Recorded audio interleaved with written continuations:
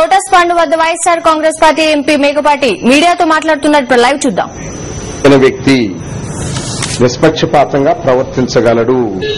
భవిష్యత్తులో ప్రథమ పౌరుడిగా, ఈ దేశ ప్రథమ పౌరుడిగా, రాష్ట్రపతిగా అందరికీ న్యాయం చేయగలడు అనే ఉద్దేశంతో తీసుకున్నాం ఈ నిర్ణయం. అంతే తప్ప ఇంకా వేరే కారణాలు ఏమీ లేవు. నిరూపించగలిగితే ఎవరైనా ఏదైనా కారణాలు ఉన్నాయని దానికి మేము బద్దులమవుతాం. నిరూపించలేకపోతే వాళ్లు తగిన శిక్ష మరి అనుభవించడానికి సిద్దంగా ఉన్నారా? చంద్రబాబు గారు రకరకాలుగా మాట్లాడగలరు. ఇప్పుడు ఈ రోజు జగన్మోహన్ రెడ్డి పార్టీని, వైఎస్ఆర్ కాంగ్రెస్ పార్టీని ఎదుర్కొనే శక్తి లేక మిగతా పార్టీలన్నీ కూడా రకరకాలుగా మాట్లాడుతున్నారు. అందువల్ల దాన్ని పరిగణనలోకి తీసుకోవాల్సిన అవసరం లేదు. మేము నిన్న చెప్పిన మాటలను వక్రీకరించారు. ఏదో ఆ అర్థం వచ్చేటట్టు చెప్పారని కొందరు రాస్తున్నారు, అదే చెప్పారని కొందరు రాస్తున్నారు. రకరకాలుగా బురద జల్లాలని ప్రయత్నం చేస్తున్నారు. కానీ ఇవేమీ సాగవు. ప్రజలు దీన్ని విశ్వసించే పరిస్థితిలో లేరు. ముఖ్యంగా మీరు పాపం కాంగ్రెస్ ఇబ్బందుల్లో ఉందన్నట్టుగా వ్యాఖ్య. అవును, పాపం కాంగ్రెస్ అంటే pity. I have to pity Congress. Congress పరిస్థితి ఏంది? దయనీయంగా ఉంది కదా ఈ రాష్ట్రంలో. పాపం అనడంలో ఏదో వేరే అర్థాలు దిగకూడదు. నిజంగా ఈ పిటి కాంగ్రెస్ పార్టీ దయనీయమైన పరిస్థితిలో ఉంది. అదేవిధంగా చంద్రబాబు గారి పార్టీ, తెలుగుదేశం పార్టీ కూడా దయనీయమైన పరిస్థితిలో ఉంది. దాంతోనే వ్యాఖ్యానించాను తప్ప పాపం కాంగ్రెస్ అంటే పాపం ఏదో అన్నట్టు కాదు, మేమేదో దాని పాపం తెలిసినట్టు కాదు.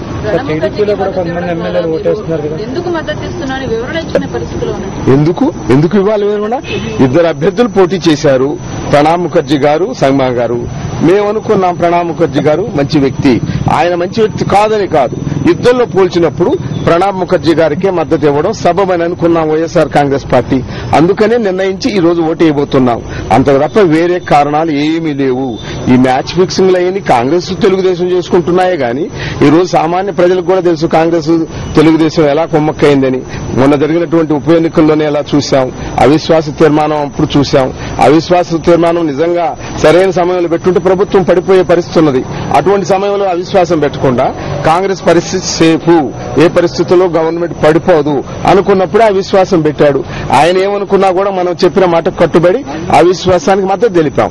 ఆ విధంగా మనకు సపోర్ట్ చేసినటువంటి ఎమ్మెల్యేలందరూ కూడా అనర్హులై ఈనాడు వైఎస్ఆర్ కాంగ్రెస్ పార్టీ తరఫున గొప్ప మెజార్టీతో గెలిచారు. మనం ఎందుకండి ఎవరితో? కాంగ్రెస్ తో మనం కలిసిపోయేదేంది? కాంగ్రెస్ పరిస్థితి దయనీయంగా ఉంది, తెలుగుదేశం పరిస్థితి అంతకంటే దయనీయంగా ఉంది. రెండు పార్టీలు కలిసినా కూడా గొప్ప అంతకంటే మెజారిటీ వచ్చింది మనకు చాలా మంది మరి అసెంబ్లీ అభ్యర్థులకి. నాకు కూడా వాళ్ళిద్దరితో పోల్చినా కూడా, వాళ్ళిద్దరిని కలుపుకున్నా కూడా 1,40,000 పైన మెజారిటీ వచ్చింది. ఏమండి, ఆ పరిస్థితుల్లో మనం వైఎస్ఆర్ కాంగ్రెస్ పార్టీ ఉజ్వల భవిష్యత్తు ఉండే పార్టీ. ఈ పార్టీ పోయి ఎవరి సంకరం ఎక్కాల్సిన అవసరం లేదు. కాంగ్రెస్ తో మిలాఖత కావాల్సిన అవసరం లేదు, తెలుగుదేశంతో కావాల్సిన అవసరం లేదు, వేరే పార్టీతో కావాల్సిన అవసరం లేదు. పెడార్థాలు తీయడం మానుకోండి. మీ అందరి ఛానల్స్ వాళ్ళకు కూడా నేను మనవి చేస్తున్నాను, క్రెడిబిలిటీ పోగొట్టుకోవద్దు. నేను చెప్పిన మాటలను చెప్పినట్టుగానే చెప్పాలి గాని దానికి పెడార్థాలు తీసి ఇలా అర్థం వచ్చేటట్టు మాట్లాడారు, అలా అర్థం వచ్చేటట్టు మాట్లాడారు. ఏం అర్థం చేయాలండి? ఎవరికి అవసరం లేదు.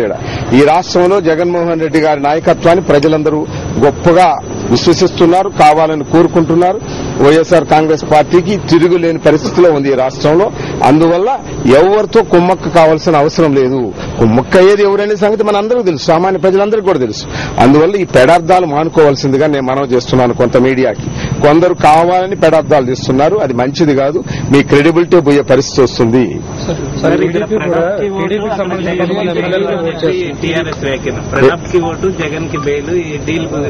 అదే పాపం వాళ్ళు మొన్న పరకాల్లో చూశారు. జగన్మోహన్ రెడ్డి కాంగ్రెస్ ముందు వైఎస్ఆర్ కాంగ్రెస్ పార్టీ చాలా ఫార్ బిహైండ్ అన్నారు. తీరా ఎన్నిక సమయం వచ్చేతలకి నెక్ టు నెక్ దాదాపు గెలిచి ఓడినట్టే మనం. 1,562 ఓట్లు. అది కూడా ఎలా? కాంగ్రెస్ లో కొందరు, తెలుగుదేశంలో కొందరు, ఇద్దరు కలిసి టీఆర్ఎస్ కు సపోర్ట్ చేశారు. అక్కడ రామచంద్రాపురంలో అలాగే నర్సాపూర్లో టీడీపీ కాంగ్రెస్ సపోర్ట్ చేసినందువల్ల కొద్ది మెజార్టీతో గెలవడం జరిగింది. ఇక్కడ రెండు పార్టీలు కలిసి జగన్మోహన్ రెడ్డి పార్టీ, వైఎస్ఆర్ కాంగ్రెస్ పార్టీ గెలిస్తే తెలంగాణలో కూడా జగన్మోహన్ రెడ్డి ప్రభ వెలిగిపోతుంది అని అనుకోవడం ఏంటి? 1,562తో మనం గెలిచి ఓడినప్పుడు ప్రజలందరూ విశ్లేషించుకోరా? రాజకీయ పరిజ్ఞానం ఉన్న వాళ్ళందరూ కూడా విశ్లేషించుకుంటారు. ఎవరు భవిష్యత్తు తెలంగాణ పరంలో కూడా జగన్మోహన్ రెడ్డి గారికి ఎలా భవిష్యత్తు ఉండబోతుంది, వైఎస్ఆర్ కాంగ్రెస్ పార్టీకి భవిష్యత్తు ఎలా ఉండబోతుంది అనేది అందరికీ తెలుసు. ఆ మాత్రం రాజకీయ పరిజ్ఞానం ఉన్న వాళ్ళందరూ ఊహించుకోగలరు, విశ్లేషించుకోగలరు. ఆ పరిస్థితుల్లో వాళ్లు నానావస్థలు పడి వైఎస్ఆర్ కాంగ్రెస్ పార్టీ అభ్యర్థి శ్రీమతి సురేఖ గారు గెలవకూడదనే ఉద్దేశంతో రకరకాలుగా ప్రయత్నాలు చేసి ఆ కొద్ది మెజార్టీతో గెలుచుకోగలిగారు. అందువల్ల అందరూ ఈ రోజు ఏకమై జగన్మోహన్ రెడ్డిని, వైఎస్ఆర్ కాంగ్రెస్ పార్టీని ఎలా ఎదుర్కొనేదని ఇబ్బందులు పడుతున్నారు, ఆలోచిస్తున్నారు. అంతే తప్ప వేరే కానే కాదు.